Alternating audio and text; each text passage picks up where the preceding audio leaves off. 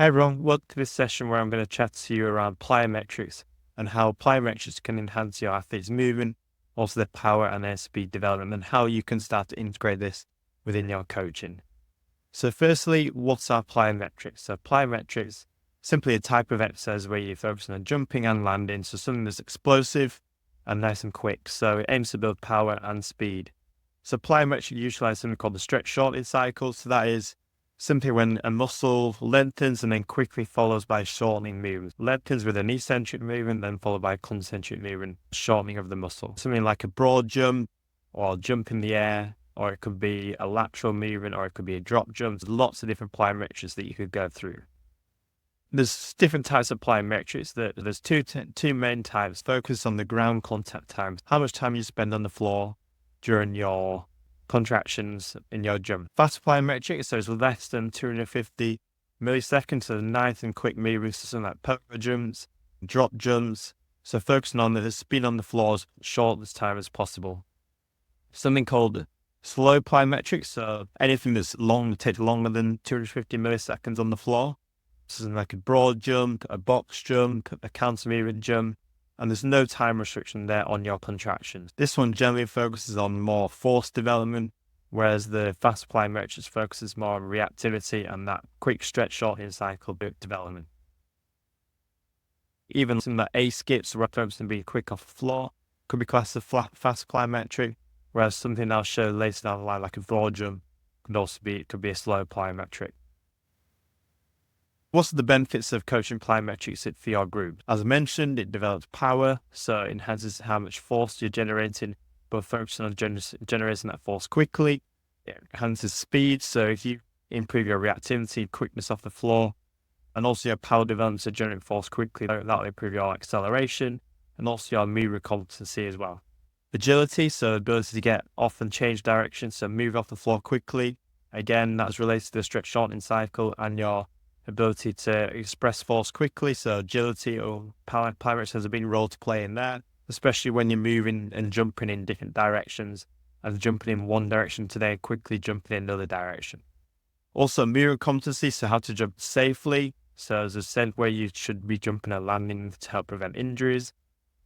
Balance, so when you start to work on single leg or when you start to move quickly with reactive, focusing on those fast plyometrics, it focuses on your stability, your proprioception, and also injury prevention. So plyometrics strengthens your joints and tendons and makes you start to be more robust to the demands that you might be doing in your sport or in your main training sessions. How often should you do plyometrics? As plyometrics is quite an intense exercise, you shouldn't be doing it every day. You should be doing lots, especially when your athletes or whoever you're coaching are used to plyometrics. A low volume, so for beginners.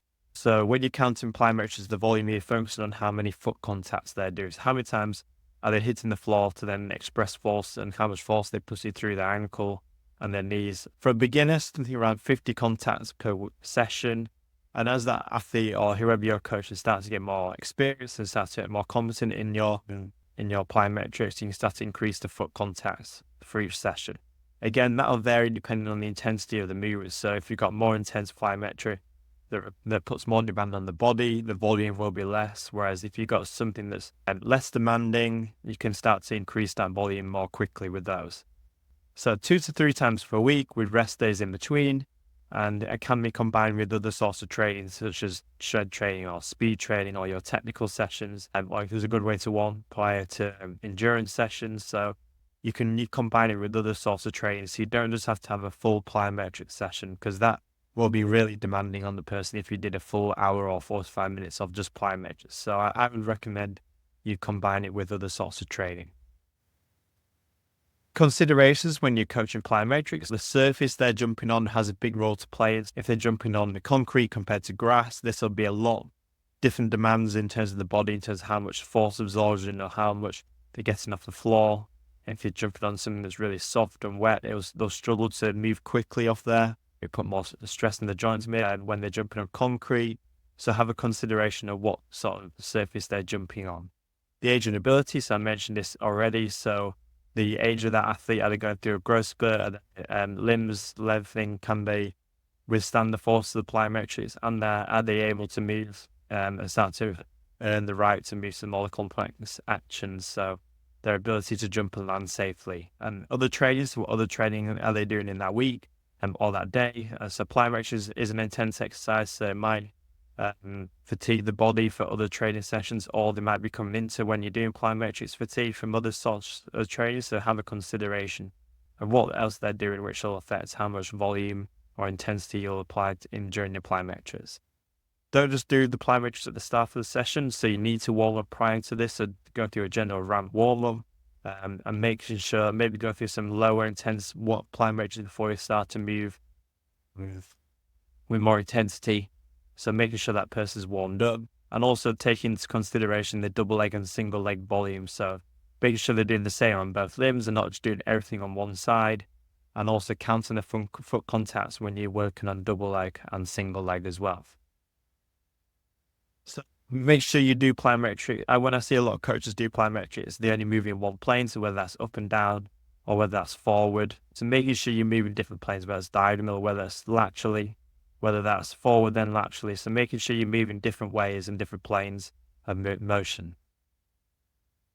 Also ensure they're moving safely. So ensure their knees aren't caving in when they're landing, making sure their chest is upright, they're not falling over. They're not arching through their back as they're landing or when they're propelling to jump. So ensure they're moving safely prior to moving to more intense exercises. And also your coaching environment has a big role to play. So developing power and through plyometrics, this needs to be full intense and needs to have the athlete or whoever you're coaching needs to have that intensity and making sure they're putting their full effort into their exercises. So you as a coach, in terms of how you cue them or sorts of environment you're putting them in, or the way you're actually coaching the movement, making sure they have that full intent through their exercises.